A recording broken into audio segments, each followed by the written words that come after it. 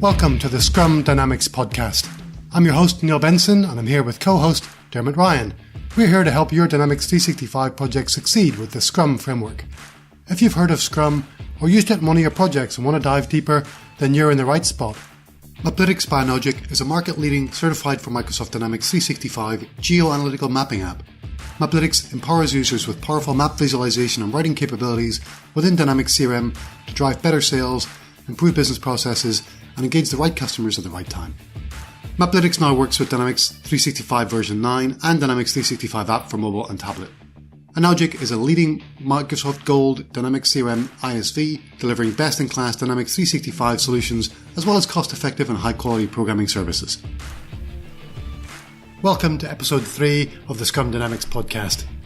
Ireland beat England this weekend to win the Rugby Union Six Nations Grand Slam trophy on St Patrick's Day, and Dermot tells me he's been on a training course for the last 3 days and is unable to join me for this episode. I reckon he's still celebrating and dancing in the streets somewhere. Good on you, Dermot. Hope you make it back safely for our next episode. In this session, I wanted to highlight the role of the product owner in Dynamics 365 projects. Let's dive in.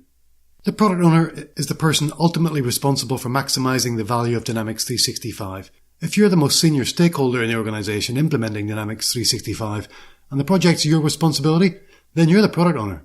It's your job to decide the goal for each sprint, to prioritize the product backlog, to accept completed features, and decide when to release them into production. The product owner makes the trade-off between features, timelines, budget, and quality to achieve as many of the project's outcomes as possible. The product owner is the critical link between the Scrum team and the project stakeholders, and it's their job to represent the users by defining and prioritizing the users' requirements. The product owner also communicates the Scrum team's progress back to the other stakeholders in the organization. In my experience, product backlog management is the key to successfully maximizing the value of the Scrum team. Here are 5 ways the product owner manages the product backlog. Number 1, optimizing the development team's work by participating in sprint planning, sprint review, and sprint retrospective meetings. Participating in these Scrum events is crucial. 2, by clearly expressing product backlog items.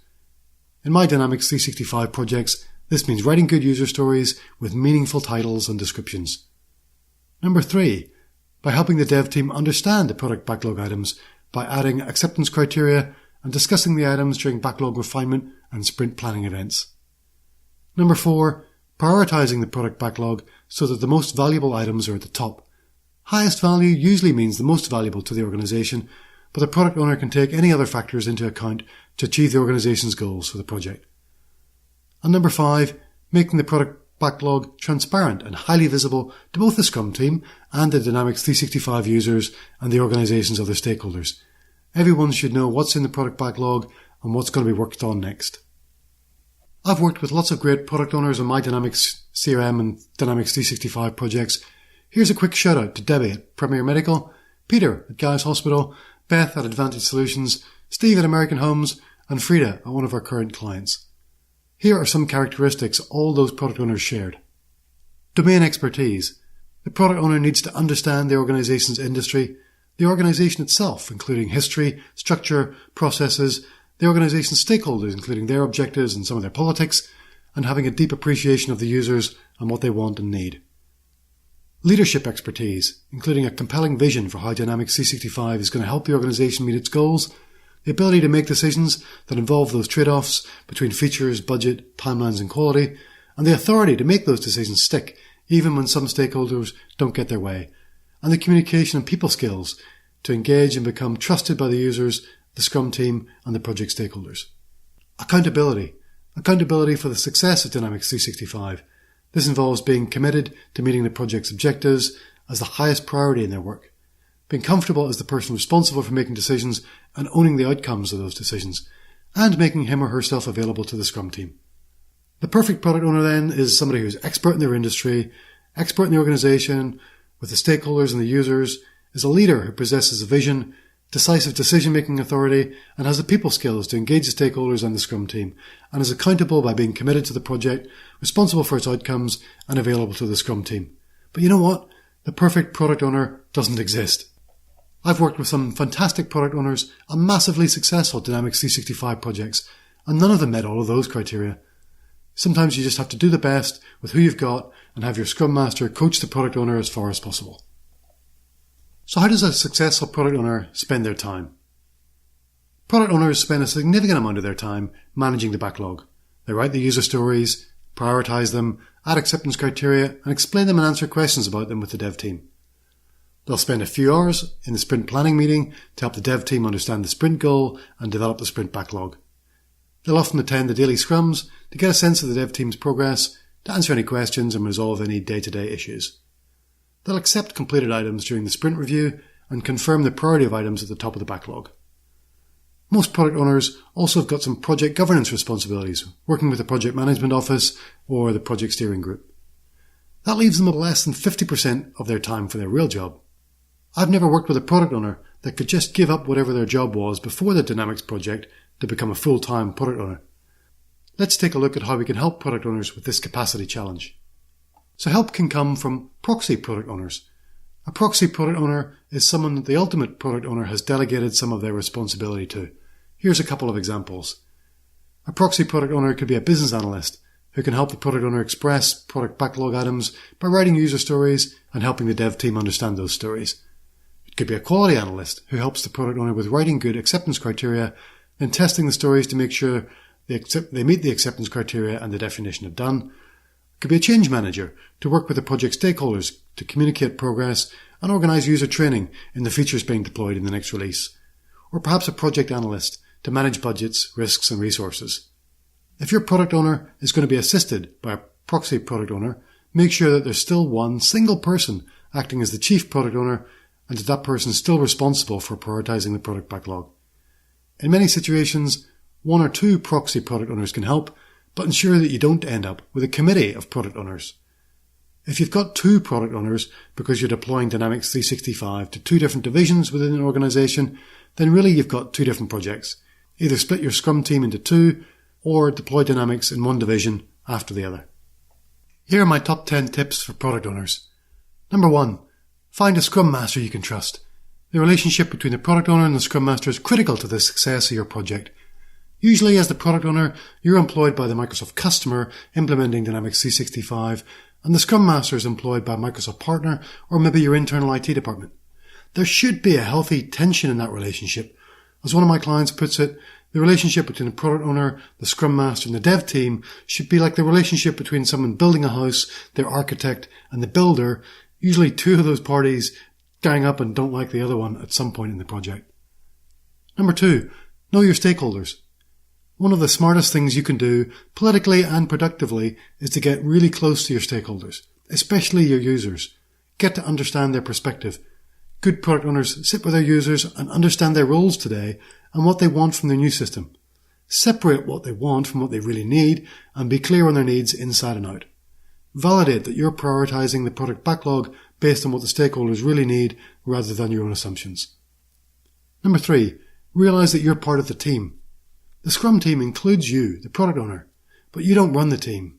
It's your job to make the hard decisions and prioritize the team's work, but you're not in control. You're part of the team, you're not running the team. Number 4, let the dev team design and develop the features. I've seen product owners clash with dev teams when they try and tell developers how to implement a feature. It's your role to provide guidelines regarding things like the acceptability of custom development or third-party apps, or which system is going to be the system of record, but work with your dev team to understand the options and their recommendation. Number 5, you don't own the estimates.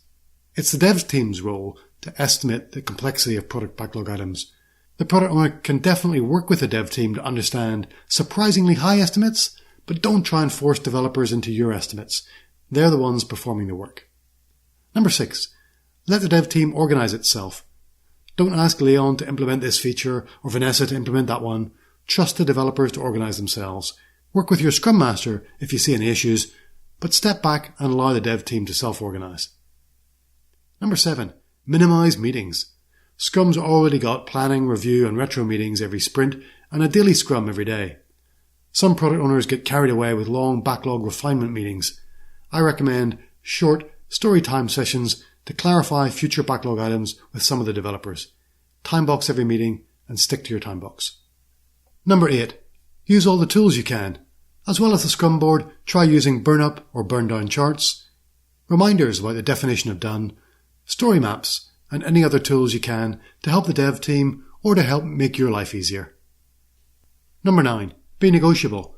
Work collaboratively with your Scrum Master and dev team, especially when they request to work on technical debt.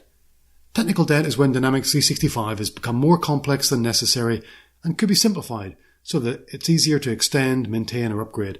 Let your team pay down technical debt by refactoring the system occasionally. And finally, number 10, get certified. There's lots of good resources available for product owners, including books and training courses. If this is your first time as a product owner, consider the Professional Scrum Product Owner Certification from scrum.org to help you learn the basics. Finally, where do good product owners come from? I found that the best product owner is a senior stakeholder in your organization within the division or department that will be using Dynamics 365. This could be a sales, marketing, customer service executive, maybe even an operations or finance leader. Unless you're deploying Dynamics 365 as an IT service management system, the product owner shouldn't be an IT person. And don't try and mix the product owner role with another Scrum team role, such as the Scrum Master or developer. The product owner's role is to choose which problems to solve, the developer's role is to solve those problems, and the Scrum Master's role is to coach everyone else in the application of the Scrum framework to solving complex problems. Okay, that's it for product owners. Be expert, be visionary, be accountable, and be available. I'll see you in the next episode when Dermot's back, I hope, and we'll be discussing the role of the Scrum Master. Our mission is to have every Microsoft Dynamics 365 project succeed using Scrum. If you'd like to learn more about Scrum and become a certified professional Scrum Master, visit crm.audio/Scrum Dynamics to get discounted access to the Introduction to Scrum from Microsoft Dynamics 365 course. The course features videos, worksheets, quizzes, and a practice assessment for the Professional Scrum Master certification exam. It covers the theory of Scrum, its events, roles, and deliverables, as well as lessons learned through Scrum for Dynamics CRM case study projects. CRM Audio podcast listeners can get discounted access by visiting crm.audio/Scrum Dynamics.